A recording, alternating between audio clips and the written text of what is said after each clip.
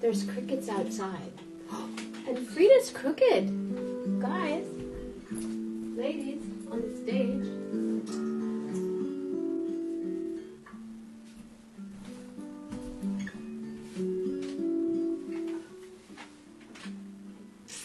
I don't know what to tell you. Little darling, the smiles returning to their face. Could you be loose?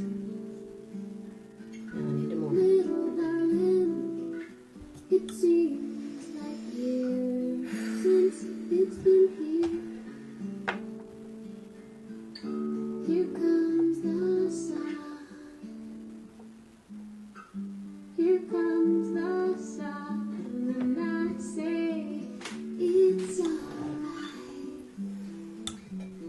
Except it's not. Hi, David. Hi, Gary Lambert. Well, let's see. New York to California. So, can you hear me? Can you hear me now? David, will you consider being on the show sometime, please? I would love that. Tonight, I have my friend Gary Lambert, or I would bring you on camera and say hi. Hi, Janelle Michelle Burdell. Janelle Michelle Burdell in the house. Marianne Johns. Andre Bush. I'm bringing it all out.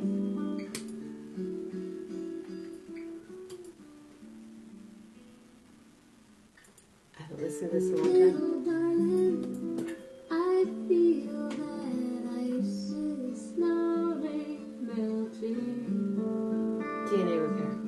Little darling, it seems like years since it's been here.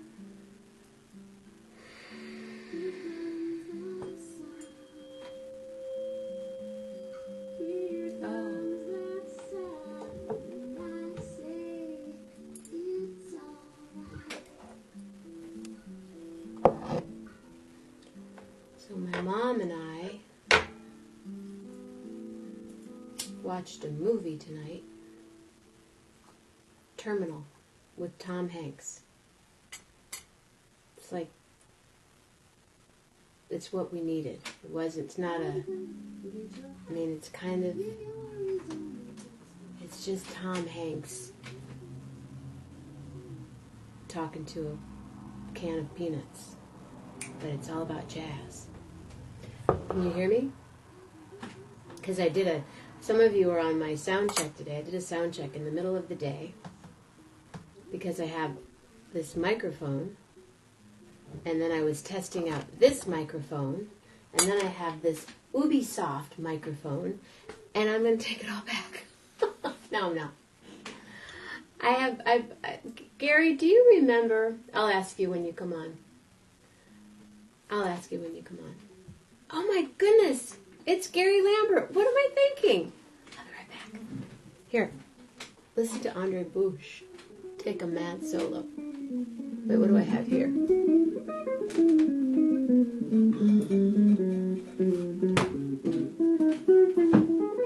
I do have hats everywhere. I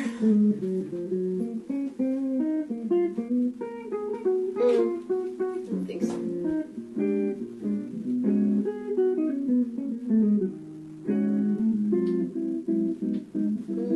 Grab your coat and get your hat.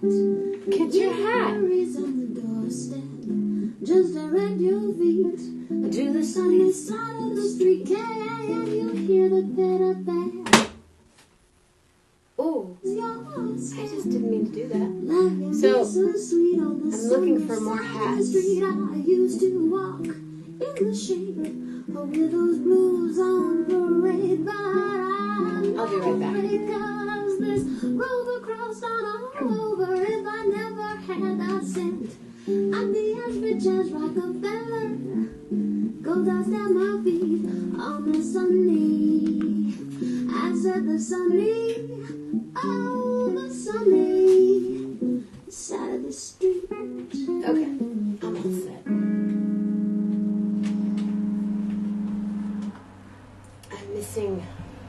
I'm missing people. Is the microphone loud now? Someone said, I can hear the trucks go by. Could you hear that truck go by? Because it was kind of loud. Anyway. My hat's crooked. How come nobody said anything? This is my dad's. Betty B's hat. I don't really have much to say because I'm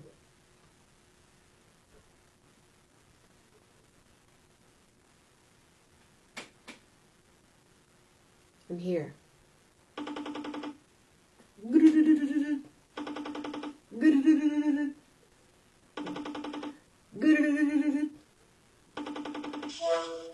Hello. Hi there. How are you? I'm all right. How are you? Pretty good. Pretty good. Happy to be here, as ever. Yeah. Mm-hmm. Ladies and gentlemen, Gary Lambert. Da, da, da, da, da, da, da, da. Hello, ladies and gentlemen. I almost brought back the candle holder tonight. Yeah, what happened? You there? I'm here, yeah. It's so quiet. Oh, yeah, I was just waiting for, No, it was just quiet, like my volume got quiet. So I'm working on, Thursday nights now we're doing karaoke. Right.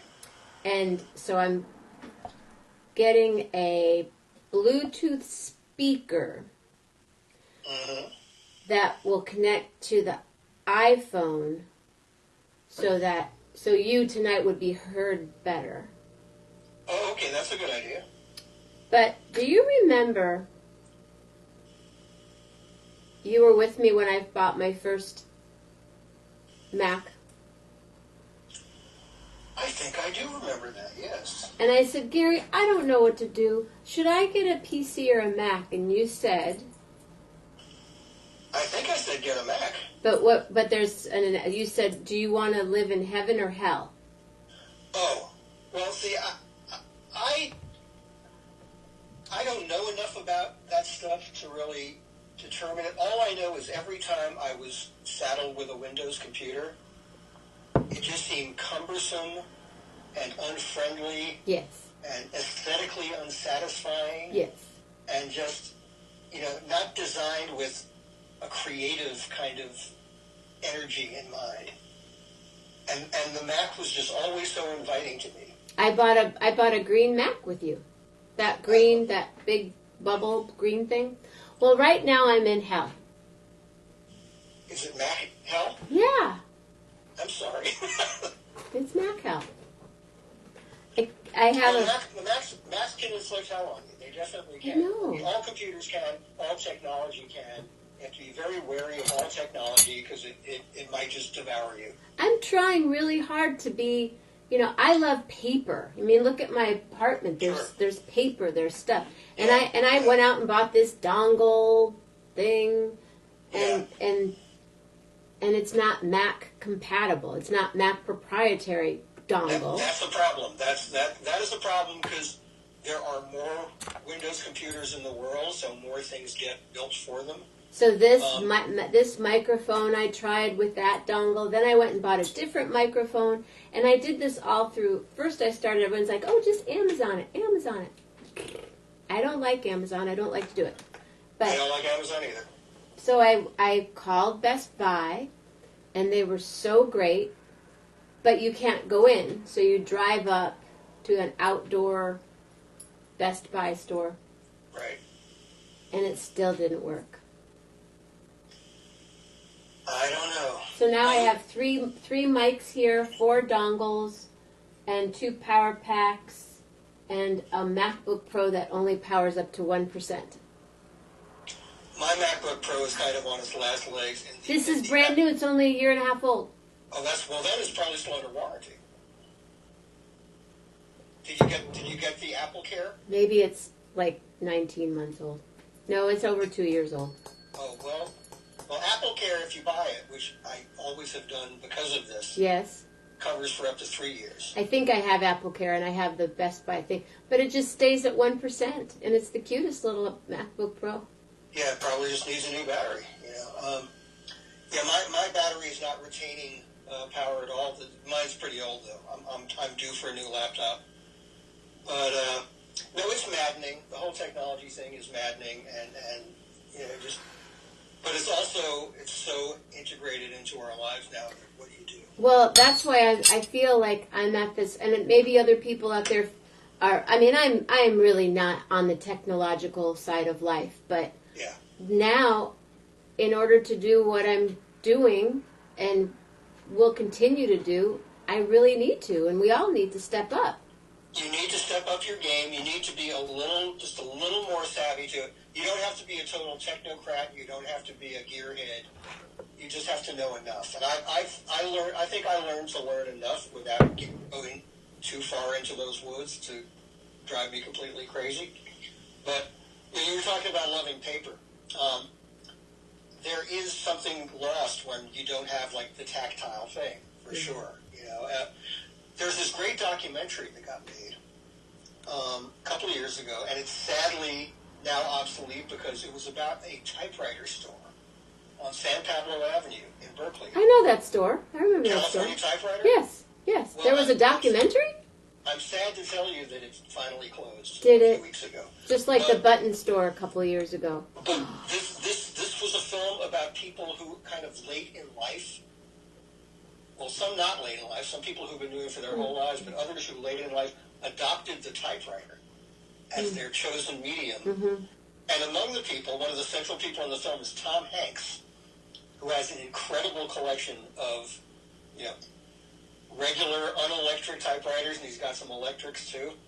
And then John Mayer got himself a really good typewriter, writes all his songs on a typewriter now. Various others. The great historian David Attenborough has never used anything but a typewriter. And so this film was like centered on the California Typewriter store and how they were this threatened, dwindling business.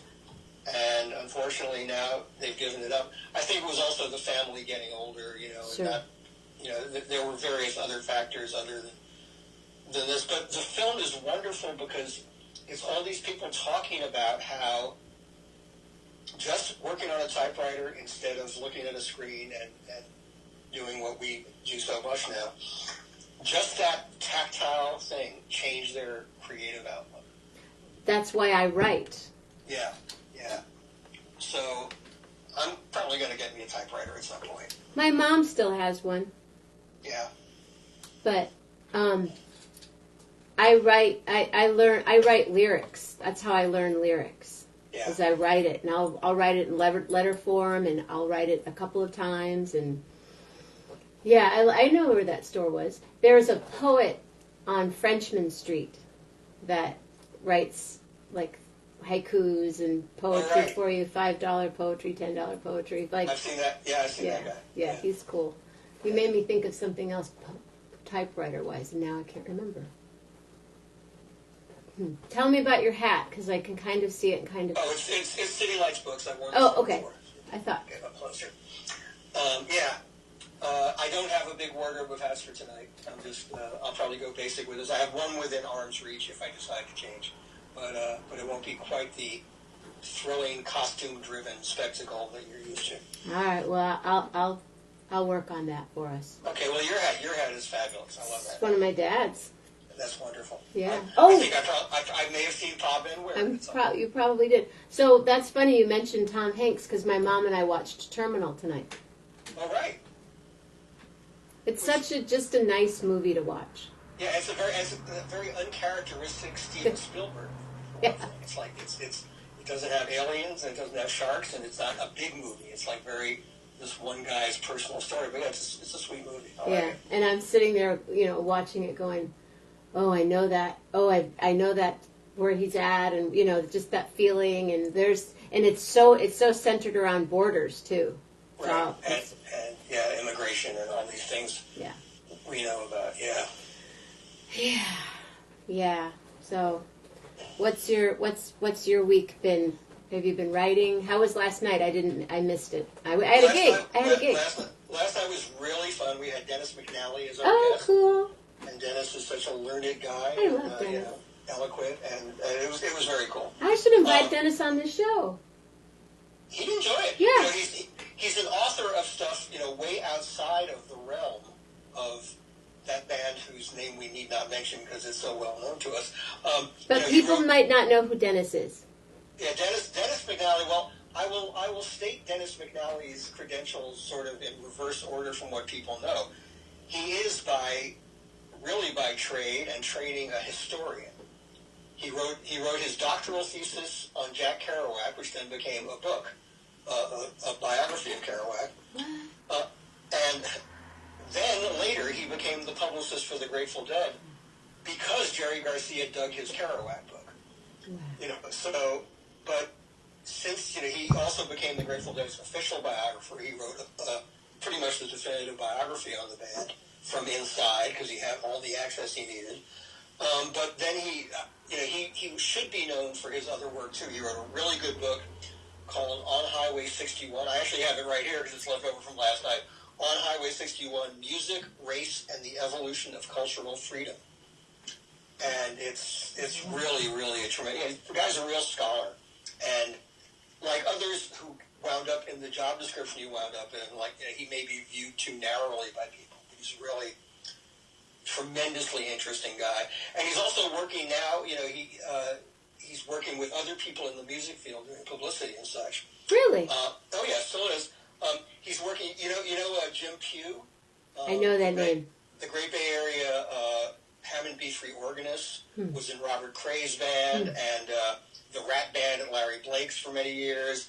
And Jim Pugh has this organization called the Little Village Foundation, and they do really, really good roots music outreach and, try to support all kinds of great roots music artists.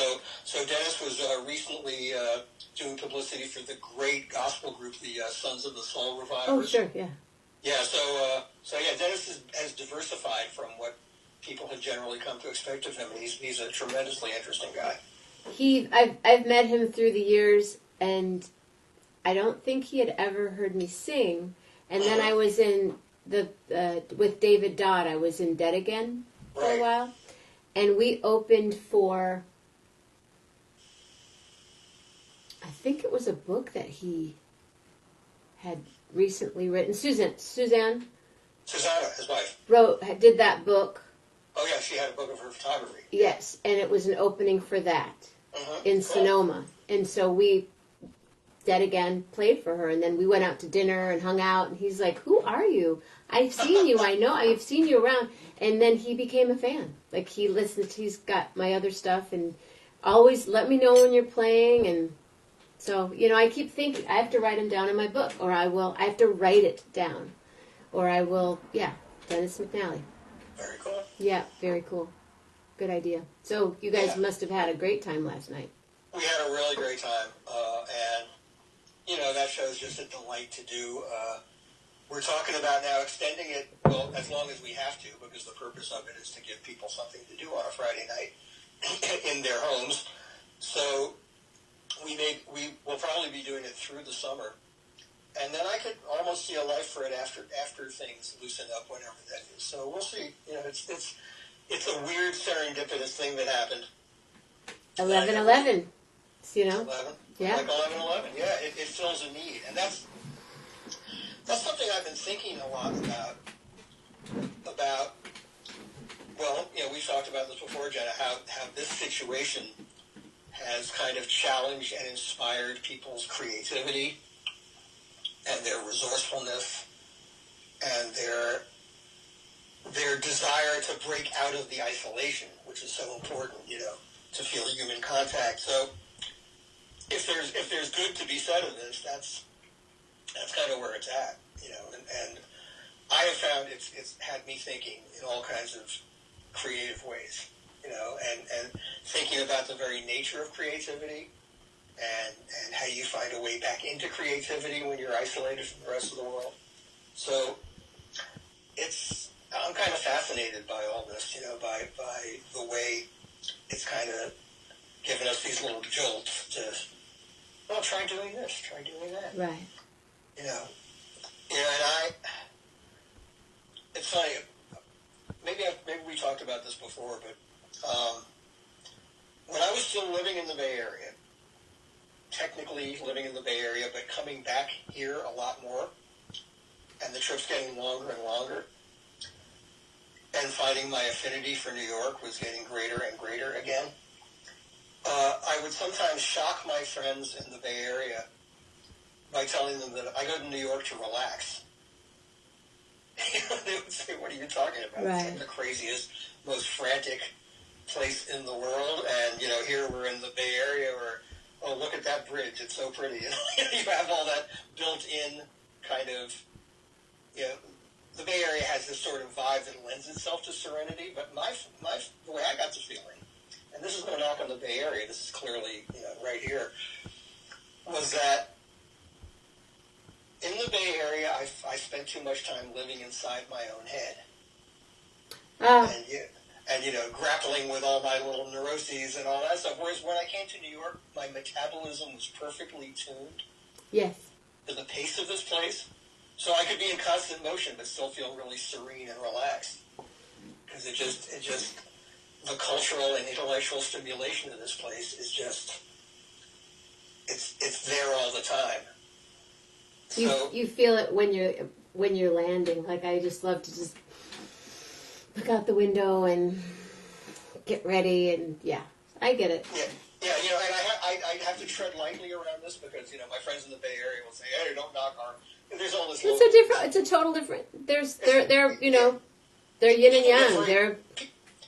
People get very local boosterish, is I guess the phrase I would use. They get local boosterish if you say that one thing is more to your liking than another. Well, you know how much I love the Bay Area, so. Same here. And Oakland. Yeah. It kind of stopped being in sync with my desires. That was all. That was all me, And I know that it works really beautifully for a lot of people. I just sort of felt like I had, if not totally exhausted my possibilities there. They had dwindled enough for me. And I'd come to New York and I just feel these wide open possibilities. But the irony now is that here I am in New York, and I'm spending a lot of time living in my own head because we all are. I'm in New York, but I'm not in New York.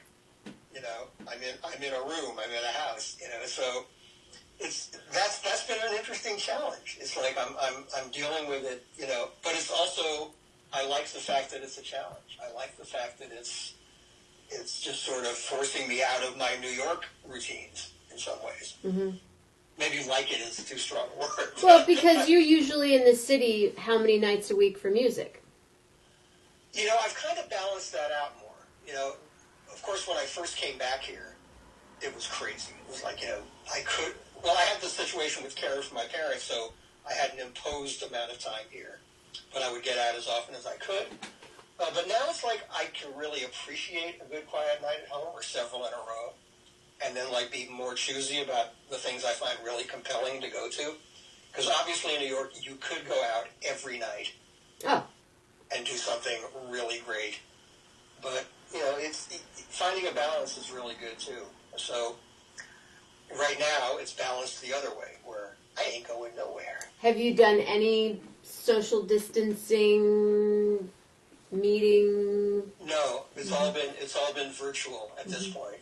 I stay in touch with a lot of people, and I'm not I don't feel totally disconnected, but I haven't gone anywhere physical where I would interact with people, socially at a social distance. No.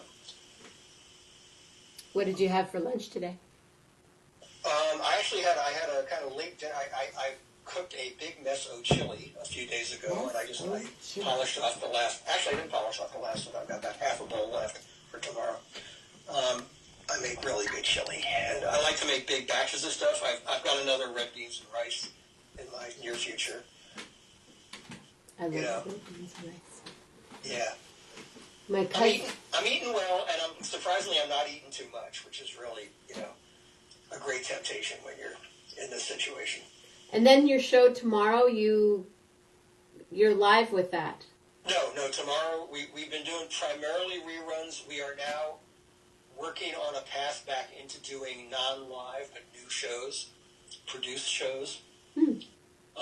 But we haven't gotten there yet. We did one special show. So on Sundays we just play a rerun, but we hang out, we interact with the fans via Facebook. So it's kind of like they're participating in the show. They can send in comments and questions that way rather than through phone calls.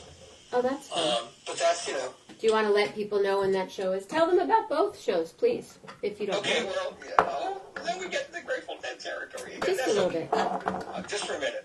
Yeah, on every Sunday for the last 12 and a half years almost, I've been hosting this Grateful Dead talk show called Tales from the Golden Road on the Grateful Dead channel on Sirius XM, Sirius 23. Jody Kilgore just joined. Hi, Jody. Hi, Jody. Hi, Bill, and Bill just joined too.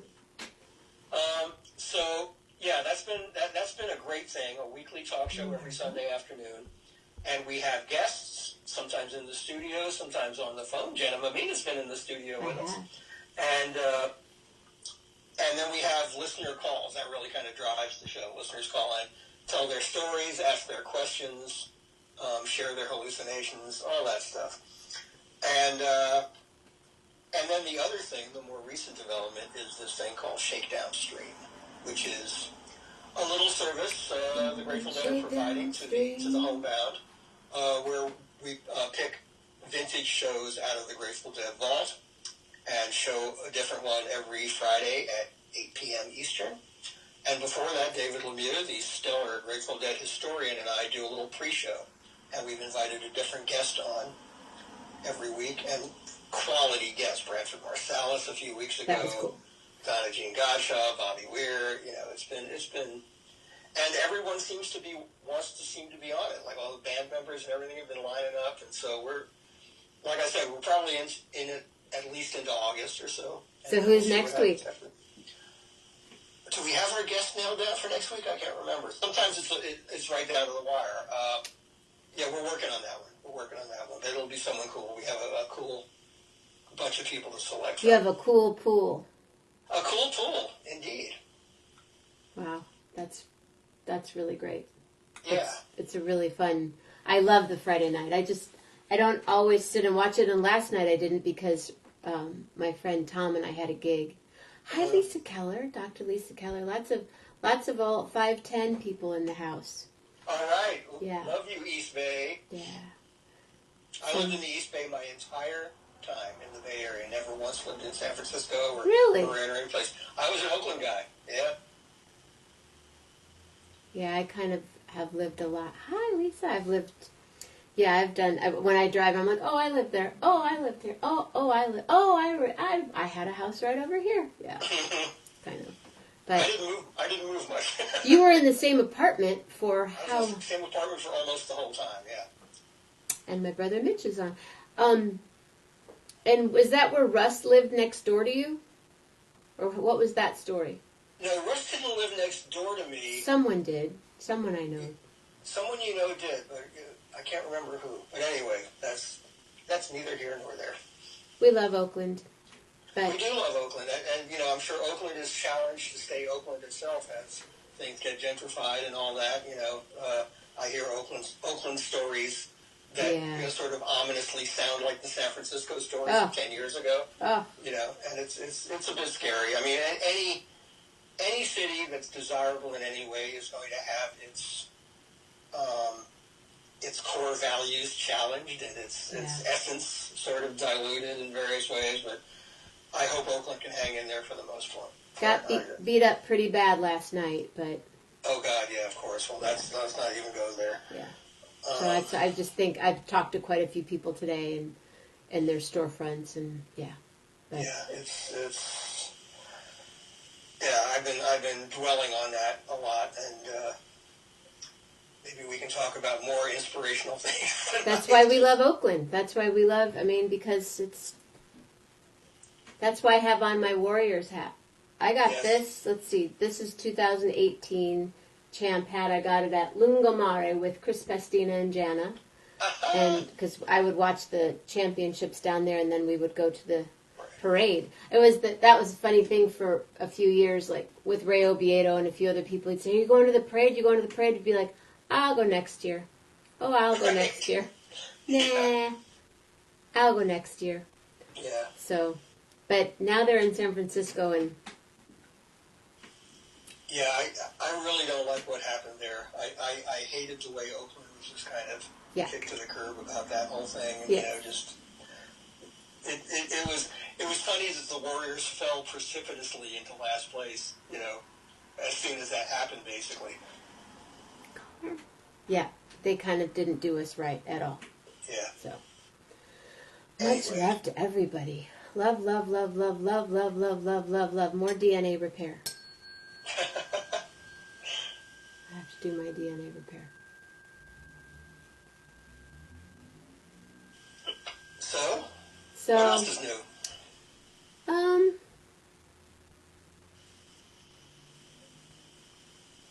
I could change hats, but I like this hat. That's a great Hi, hat. Michael. I don't really, just been hanging with Mama Grace a lot. That's good. Yeah, she's here. We bought eggs yesterday. Oh, cousin Montana is on now. I painted a stool today, purple. That's cool. I wanted to do something, so much cooler. Hi, Rosemary. I love to do my collage, and I do calligraphy, and I learn songs, and I haven't been writing so much. People have asked me, have you been writing? You've been writing? And no, I haven't been writing, but I did a gig last night. I saw that. That's wonderful. Last Friday and last night. And last night it felt much more like a gig. Yeah. And because last week was the first time we did it, so this week was like, hey, we're going to walk in, set up over here, do this. And it's such a trip to... My cousin is at the bar. My friends live in Fort Wayne, and they live here, and I really like them a lot. And when I see them last night, I didn't get to hug them. Uh-huh. I'd be like, "Hey, Tom. Hey, Wendy. Hey, cousin Tim," and they're just like, "Hey, how's it going?" Hey, what? Right. The first impulse is to hug, of course. Yeah. And then we do this gig. We play for 45 minutes, take a break, hang out and talk, and it's Tom and myself, and we're social distanced, and then his wife is our audience. And at the end of the gig, again, pack up. We're standing there, and you're kind of like, bye, Lou. Lou Lanza is going to be on here Tuesday night. Lou Lanza, Lanza. Check him out beforehand. And then he'll be here for Karaoke on Thursday. Hey, Gary. Yeah. Do you ever do karaoke? Seldom. I could, but I haven't in quite some time. Well, Thursday evening, 11:11, is Karaoke. Well, let me see if I can work up the nerve to do that. Okay. I call people, just like how we are right now, and people sing a cappella to whatever song. Last week we had Mexico, friends in Mexico. Grace sang. My cousin sang the week before from Montana. It's really fun. Uh-huh. And my friend Dave Love. Do you know Dave Love? Don't think so. You guys would have fun together. It's great. He's my producer for Karaoke, and we've done it 2 times the last 2 Thursdays, and we're going to do it this Thursday, and we'll do it next Thursday too. So if you don't get the nerve up this week, next week. But back to, how I had to do one of those things. I think that's why people, hi Jeff, bake bread or do, something with a beginning, middle, and end. Like I thought, well, I could do my laundry, but then there's the beginning, and then there's the middle, and then there's the folding, and then you have to put it away. And I just didn't, I wanted to do something faster than cooking. Right. And I found this stool, just a cute wooden stool. And I thought, I'm going to paint this stool. So I went downstairs in my basement, is my dad's shop that we haven't gone through yet. It's just his tools and magic and stuff. And I found a can of purple spray paint. So then I just got that can and got that stool, and I now have this really groovy purple stool. I love it. And it just was so simple, but satisfying. I had done my garden already. I had done whatever, made breakfast and made some soup, and I thought I just wanted to, oh yeah, go Dubs, whoop whoop. I just wanted to do something that I wouldn't be doing again tomorrow or the next day. Yeah, just a spontaneous, freestanding moment of creativity. Yeah, it was really fun. So, Judy says, you're crafty. I'm crafty. Which is kind of, I think, a cousin to being sassy. I'm crafty and I'm sassy. I'm still so sassy because my hair is still so You're short. so wasted. You are part of the sisterhood of sass. Sisterhood of sass. I even have these sassy earrings on. Yeah, the color of enlightenment. It just felt so good to. And then and the color that it was this kind of a cornflower blue, and right, like the Beastie Boys song. Right. And so the blue kind of shows through a little bit on like parts of it, and so that's what I did today. I love that. And I talked to people on the phone and hung out with Mama Grace, and I haven't, I should organize another drawer, but I don't want to. Perfect. That's kind of the jazz space right now. You don't have to play the same chord changes every time. You go outside and changes. See, this has been part of my preoccupation. But back to the living within my head thing, is I'm really getting hungry to play music again. Yay! Active participant playing music. I mean, there are people who have known me, who have gone decades knowing me, who didn't know I was a musician. Because just the circumstances of my life worked out that I became a musician for whom music was, as far as career stuff concerned, on the back burner. I learned to be behind the scenes in music, and that was originally kind of as a defense strategy. I said, well, I'm going to learn more about the music business so I don't get burned in the bands I'm in.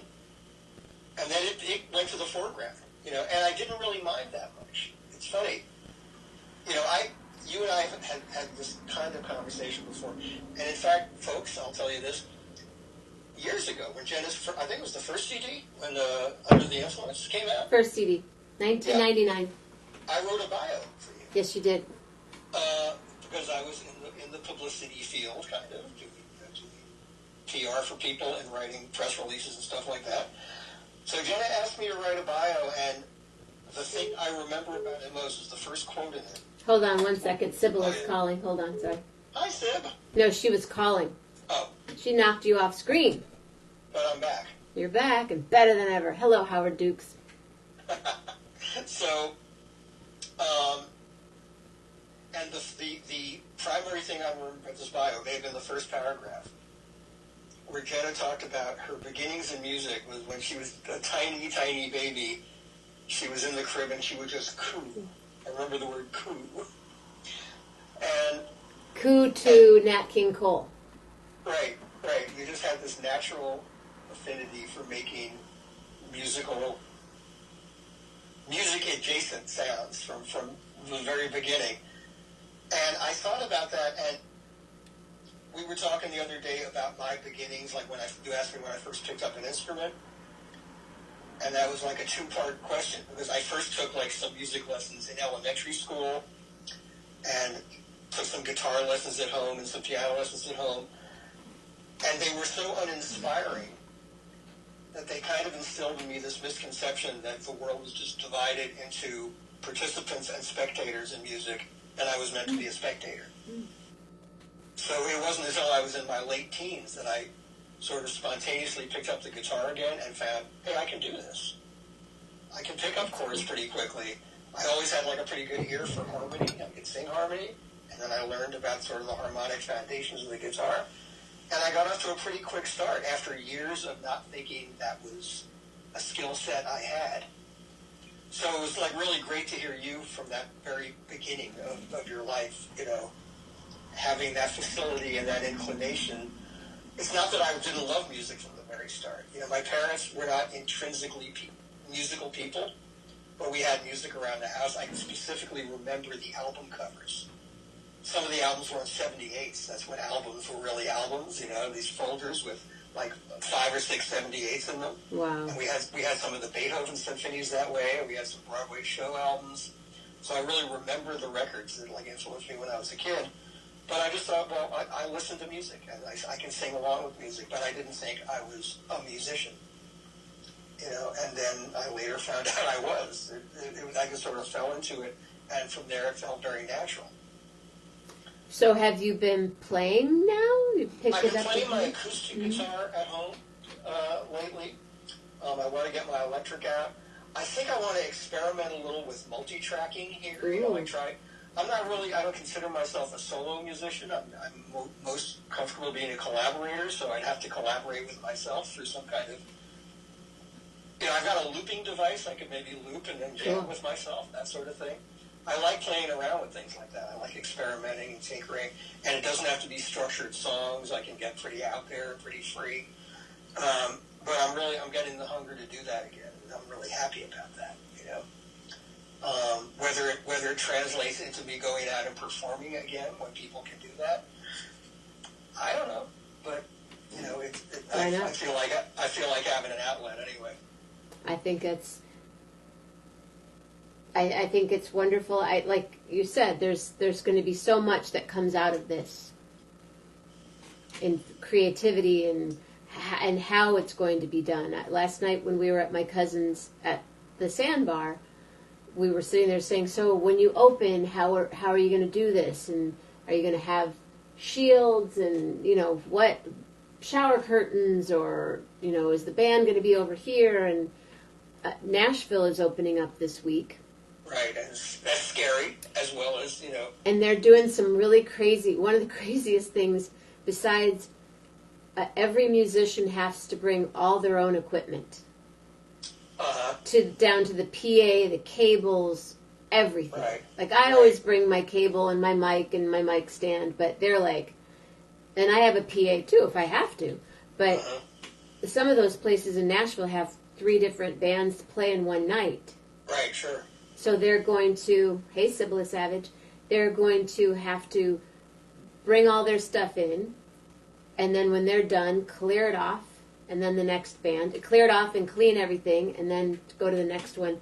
But the craziest rule is, and I should read it, but I'm not going to, is when you're performing there, you have to be 15 feet away from any audience member, and the audience, and you have to play quiet enough so that the people can order their food from the server who's 6 feet away from them.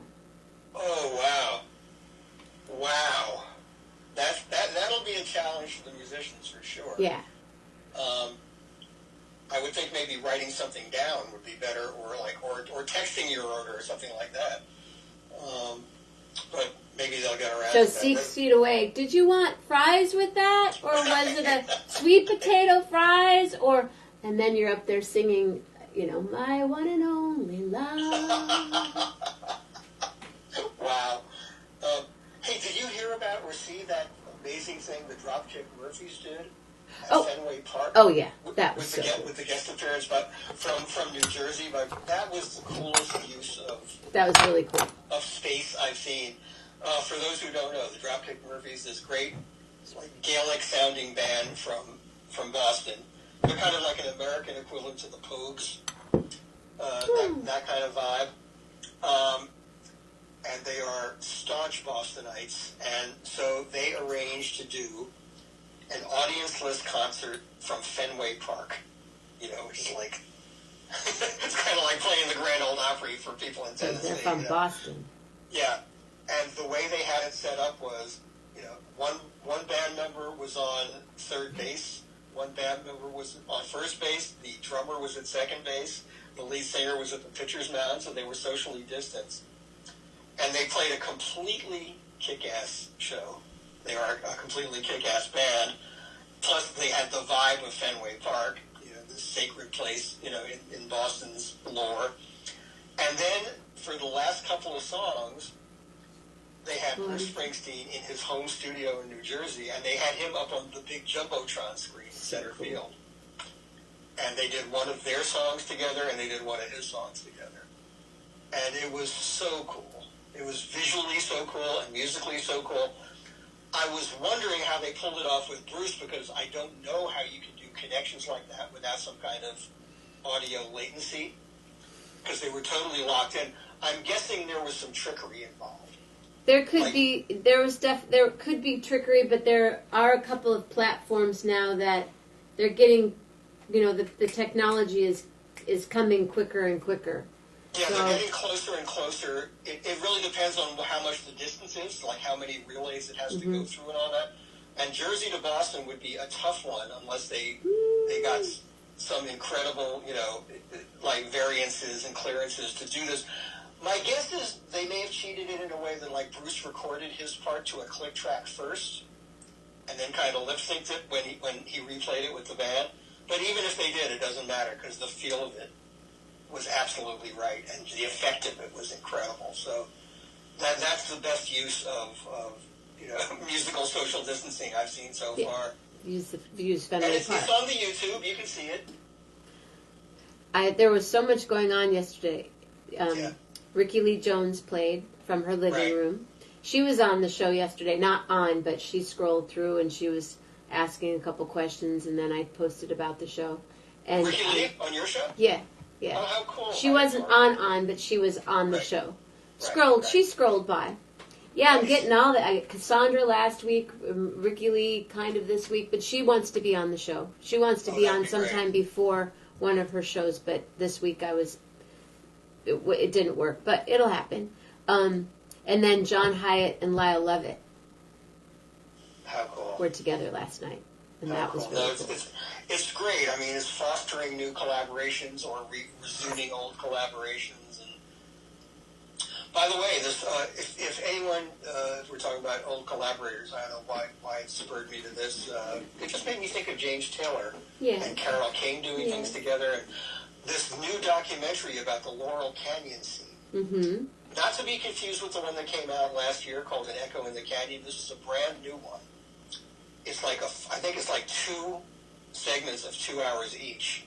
And it's like a really comprehensive history of that whole scene. Somebody was telling me they watched part of it the other night, and I thought they were referring to the one that, okay, so there is a different one.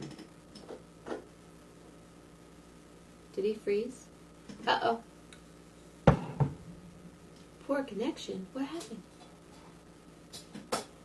Everybody doing? You there? I'm here. Oh, you went away for a second. Poor connection. I remained here. I mean, I kept seeing myself, and I kept seeing you, although your connection got a little bit wonky.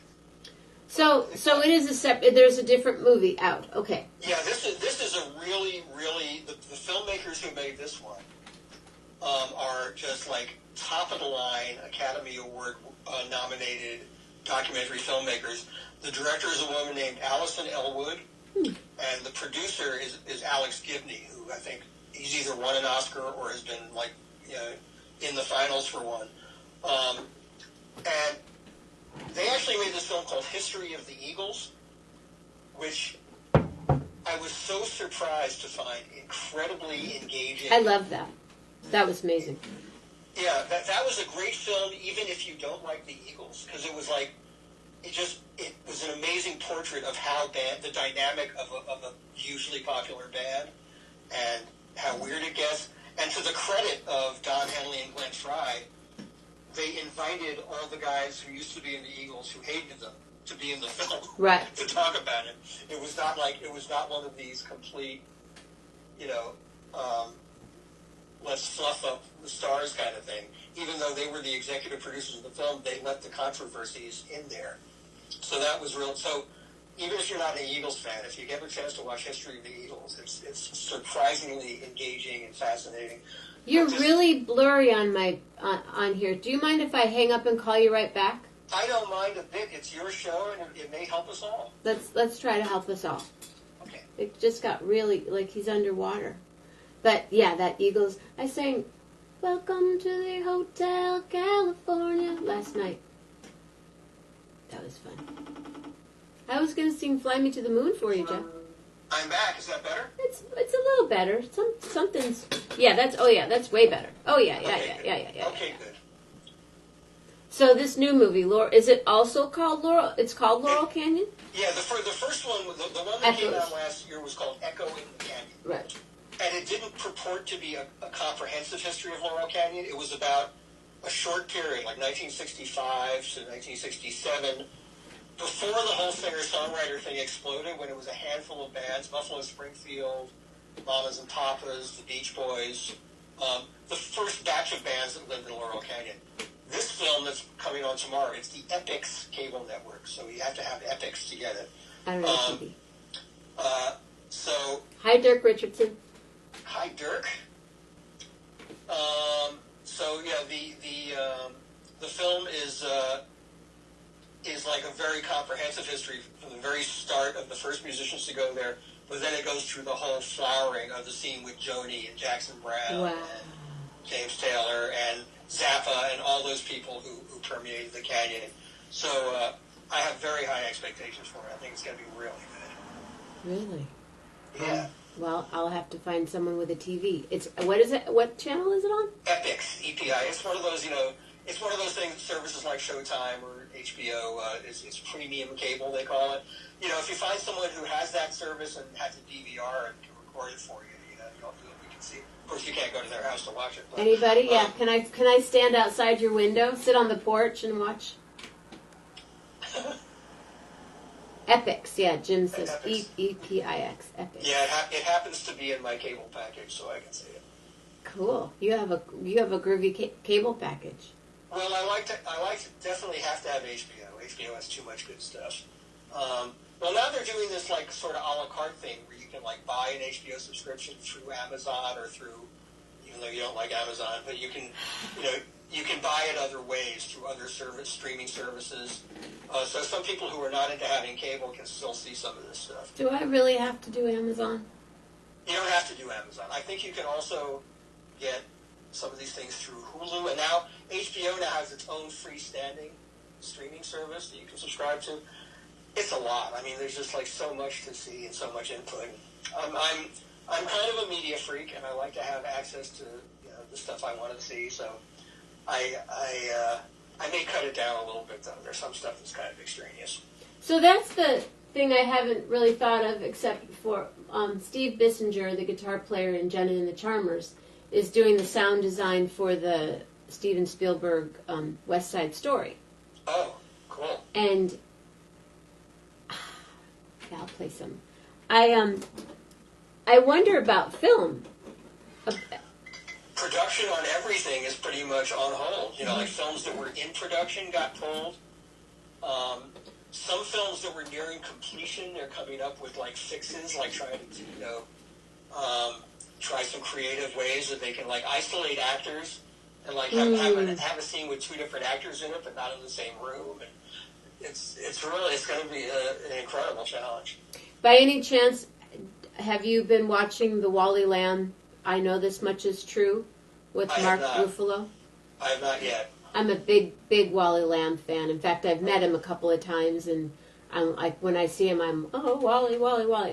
if any of you are looking for a novel and have never checked out Wally Lamb, he wrote She's Come Undone and another book called Columbine and then a short story book that I like and I can't think of the name of, but I Know This Much Is True is an amazing story, and Mark Ruffalo portrayed, it's a movie about twin brothers. And It's he's a- both of them. Yes. It's really, really quite, Well, he's a tremendous actor. He's really, really great. So yeah. But I just, I hadn't thought about that because I do know some people are doing some musical stuff, recording, and, in the studio. I won't say who because I'm not going to, out anybody or anything, but yeah, stuff seems to be happening.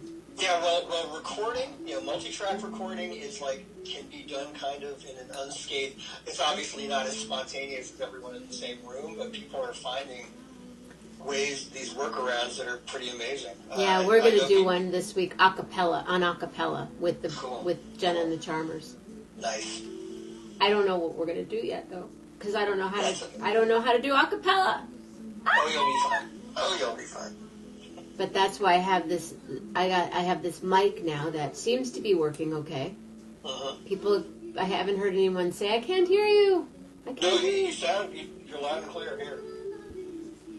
Well, I do. I love that Dirk is or was here, and I hope that he comes on the show sometime. You should have Dirk on the show. I know. I would love. Well, I was going to ask him, and then it just got so. Dirk, will you please be on the show? I messaged him a couple of times. Yeah. People are busy. Yeah, Dirk is really fun. It's fun, Dirk. Come on, Dirk. I've been on Dirk's show. I can't remember how many times. A lot, quite a few. A lot. I've actually seen you on it when you have been in the studio with him, and also gone Jenna live on Facebook. Oh yeah, when my it's mom really was fun. there. Yeah, that's right. Yeah, I love being on KPFA. I love KPFA. Yeah, I spent a lot of years there, doing lots of stuff there. I did a public service announcement last year for them, and every once in a while someone will call me and go, "Hey, I just heard you on KPFA," and I'm like, "Was it music? Or Betty plays it or Dirk plays it?" But there's this, I love the fact that I could when I was walking home, I'd walk by KPFA. Yeah. How long did I listen to it, and then Yeah, I started out at the old KPFA, the one above Edie's Ice Cream on Shattuck. What year was that? The first stuff I did for them was 86, I think. Really? Okay. Yeah. It was above Edie's? Yeah. Edie's, which then turned into Eddie Bowers. Right. Yeah. So that was what, Shattuck and Kittredge, or Shattuck and California, something like that. Yeah, I lived Not on California. It's Shattuck and Wilston, or one of those. I was on Carlton for a long time. Oh yeah. Carlton and Grant Street and Derby. So I used to walk by there a lot. Right, the Eddie Bauer. Okay. Yeah. I miss it. Yeah. I'm missing everything right now. Well, I'm missing New York, as I said. Yeah. Missing. An online correspondent of mine a week or so ago said, I miss New York in 1999. And I said I'm in New York and I miss New York. Yeah. New York in 1999. Mm-hmm. New York in 1992. New York in Yeah. We were there. I was there. Mm-hmm. And so were many of these people, and so many of them are still there. Yeah. There are. We all assume that New York is still out there somewhere. Yeah. I can see from when I walk on the bluff here, there's a certain lighting magic that happens from this side of the lake in Michigan, where you can see sometimes really detailed but reflections, and you see the city, the skyline of Chicago.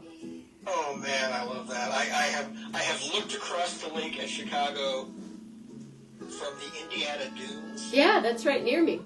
Oh, I love the Indiana Dunes. I visited the Indiana Dunes. Really? First of all, the concept of dunes in Indiana just was like so mysterious to me. You know? I was at Warren Dunes yesterday, which is 20 minutes from Indiana Dunes. Indiana Dunes are pretty cool, and I remember seeing Chicago from there, and it was just like it was something out of like a fairy tale or something. It was amazing to behold from that perspective.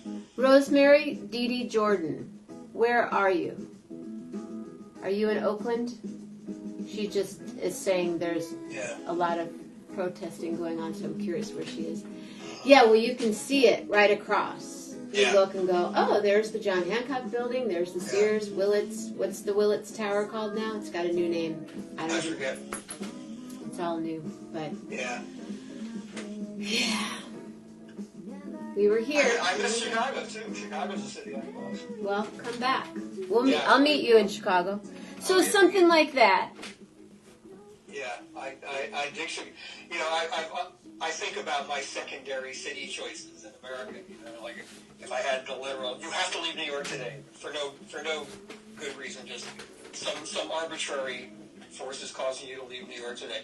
And Chicago is high on my list of places. It's great cities. If there was a dome over Chicago, I'd live there in a minute. That's it, because it's unbearable in the winter and it's only slightly less so in summer. But it's not called Willis anymore.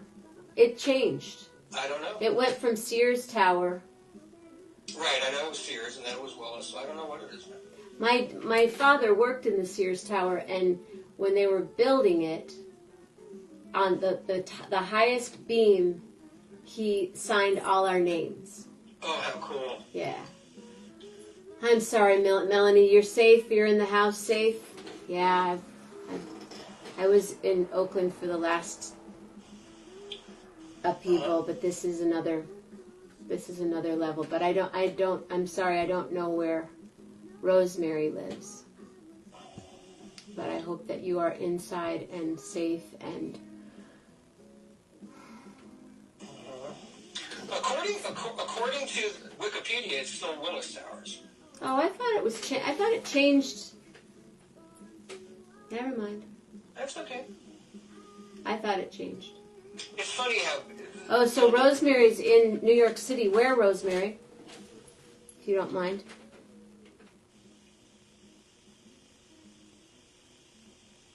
Rosemary is a friend of mine that I met, and she might be doing some Corona-roki. Right? Right, Dee Dee? I didn't know if she was right in the city, but coast to coast, she's in the village. I love it. Mm-hmm. We got them coasts covered. You have anyone from the Gulf Coast today? Louisville. Yeah, I know. That's the Ohio River coast. I know, Melanie. Mine too. Ours too. Yeah. Collective aching. I mean, it's... No, it's heartache time in a big way, but what can we do but love each other? And man, yeah. I'm just looking for. Yeah, I don't know how to. Like you said. Like, it's about love and supporting and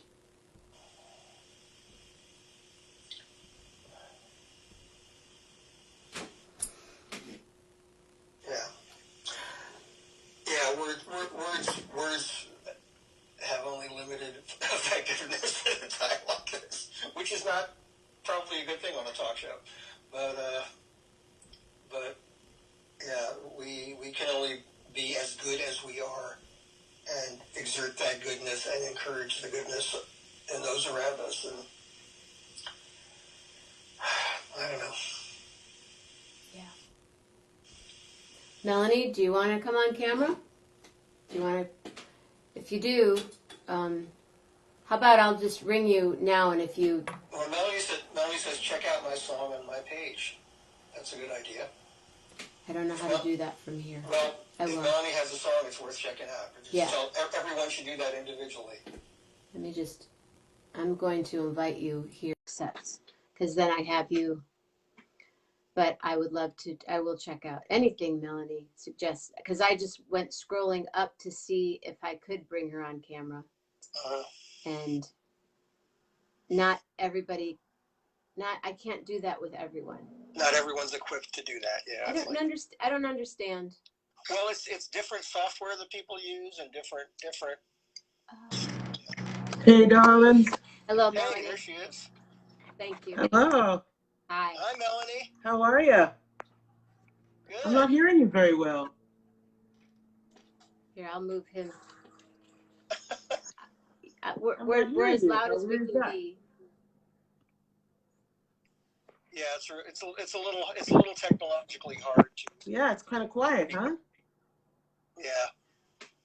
Anyway, Gary, it's so nice to see your face. Nice to see yours. Actually, I'm not seeing yours right now because I'm on. Now I see you. Yeah. Just a little too narrow. If Jenna pulls it back a little bit, maybe we can both sit on the phone. Yeah. Oh, these are times, family. These are times. Boy, they are. The most important thing is we've got to hold on to each other. I mean, and it's just, but it's hard. I mean, I realize that my work is about making sure of that balance and making sure that I know that my job is to sing the songs that the songs that are painful and bloody, and the songs that are celebrating, and it's just really hard. People. I've been getting many calls to sing for people, but it's hard, you know. Yeah. And yeah, if you get a chance to listen to the song, it's a song it's part of a piece of music a stick pounding big choral piece, and it was actually premiered. The lullaby was premiered in Minneapolis, and the person and I was asked to write it because it was after yet another shooting of another innocent black person. A person sent me a message on my Facebook page and said, "I'm so afraid for my black grandchildren. Would you write a lullaby?" And so I did an a cappella thing of that lullaby so you can hear it. And I realized all of the connections and all the words and where they all came from. And the lyrics came from when I was called to Humboldt County after yet another killing of another black person. And they called me to come up there and do a stick pounding and sing workshop. So it was 87 people, about 30 youth of color, age 13 to 17, all of the police chiefs in Humboldt County, and a whole bunch of police cadets. And so all of that was happening, and I had this whole moment with them where I just said stuff, and I said, when I see or hear about another black person getting killed by a cop, it breaks my heart. And when I hear about a man in Dallas who kills all of those cops, that breaks my heart. Right. Yeah. And when I hear about a person who goes into a nightclub and kills all of those people, that breaks my heart and the whole thing of the song is that somebody's baby just killed somebody else's baby. Right. So it's all of these kind of connections, and for me, that's what the song is about, and my heart is, Melanie, do I hear what's happening? Yes. I mean, okay. I didn't know if that. Yeah, you can hear the helicopters. You can hear the helicopters whirring and people in the street. Yeah. Oh man. Evie Layden just came on. Hi, Evie. And Aeva. Aeva's in Brooklyn and Eva's in Oakland. Yeah. I live probably about half a mile from Frank Ogawa Plaza. So I'm right there. I mean, the lake is right there, and so I'm right over here. By Oak. I live about 2 blocks from Calvin Simmons and the Oakland Museum. So that's where I am. But yeah, so that's what's going on, and it's and the thing is that I feel, it's kind of like an ancient ache. It's like an ancestral pain kind of thing. Sure. Yeah. So, but I keep Yeah. singing.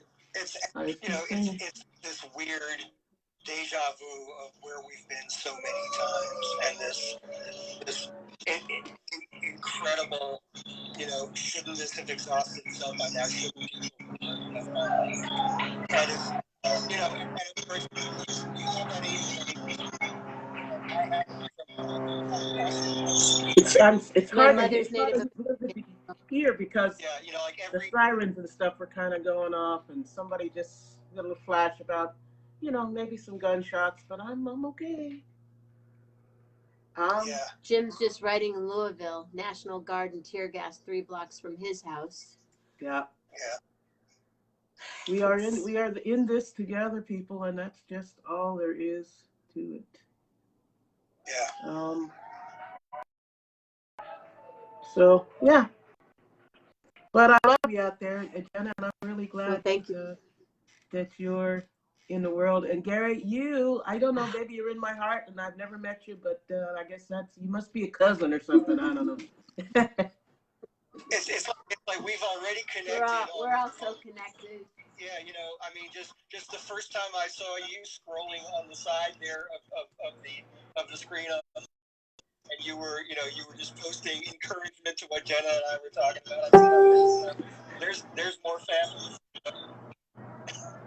That's why I do this. I know. Again, how do you do this every day? I needed this right now. I mean, I didn't know how to start the show this morning. I didn't know how to.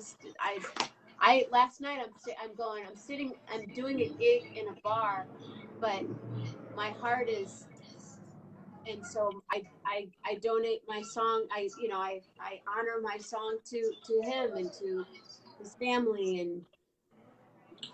and to everybody that's out there in whatever way, whatever capacity, they're somebody's baby. That's exactly right. And and that's the thing, that somebody's baby. That's when you hear the song, somebody's baby just killed somebody's baby, leaving somebody's baby crying. It's that chain of a thing that all of these people were in somebody's arms. They were a little thing in somebody else's arms, and they've grown up. It's just, yeah. So thanks for having me on here, babe. I have to get up really early. I'm the guest minister for a church out of Boston tomorrow. All right. Thank you for being here.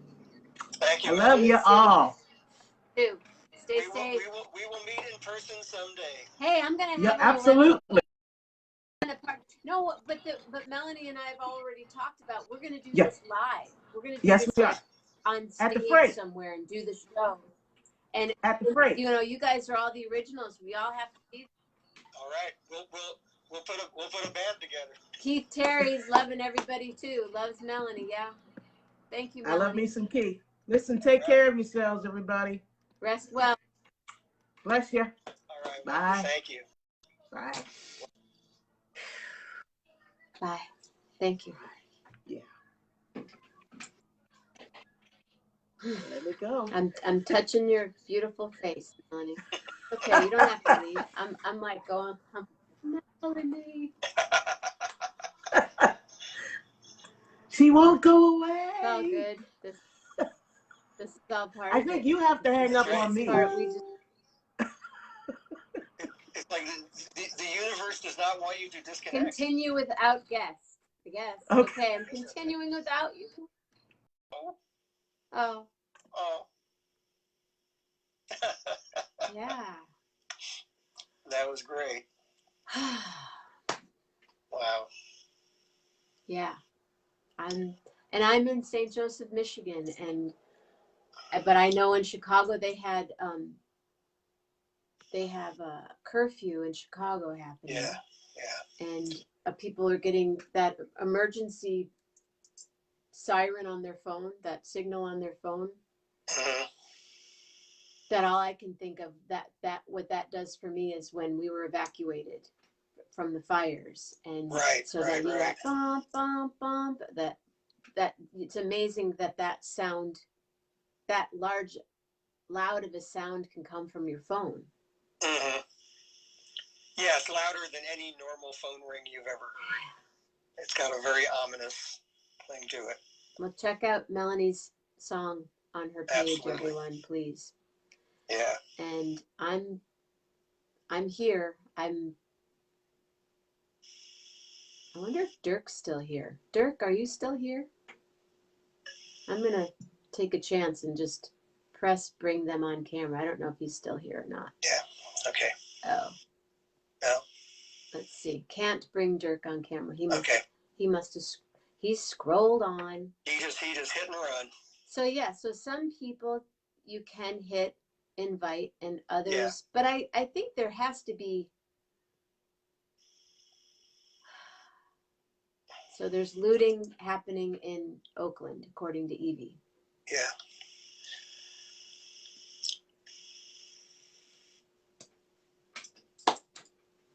Anyway. A silent talk show. Right, because sometimes you just have to let the silence be. Yeah. Well,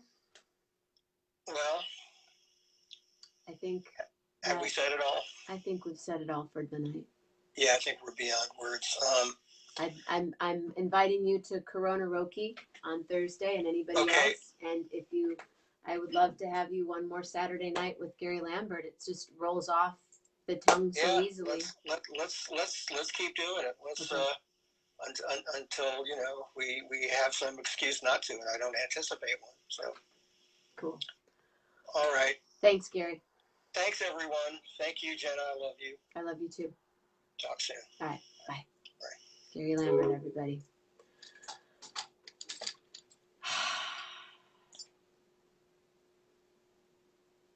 I'm grateful to be safe, and I'm glad that you're here and that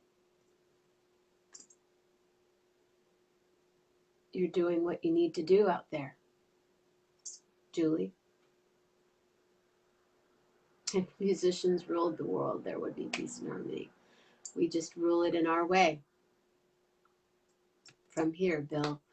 I'm loving. If you guys, if Bill, you need to come back. Bill, you and your brother, I really want to come back. Everyone that's been on my show, I want him to come back. But Keith and Evie, if you're here, hi Joan. If you're still here, I really, really, really. Oh, I love you, Mama. Keith, let me know when you please stay safe tonight and sleep and rest. And I haven't been sleeping, but I'm keeping on. I'm not sure what I'm keeping on, but I'm keeping on. Bill Winokur, Keith Terry. An amazing connection right there. And Julie, if you're still here with the girls, if you'd like to come on tomorrow morning, Sunday morning, I would love to have you on. I know last weekend we had that plan and I didn't write it in Sharpie. That's what needs to happen. So there are 11 of you, 11:11 with Jenna. I think it's a good time. Jody, good night. Mama Grace, I love you, good night.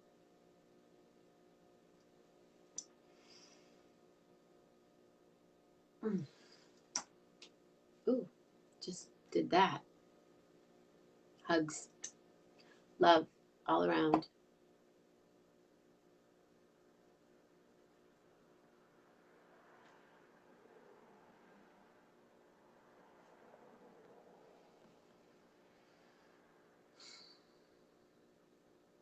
Love hard. Be kind. I love you too, Gary. Good night. Good night, Bill. Hasta mañana. Thank you. Yeah.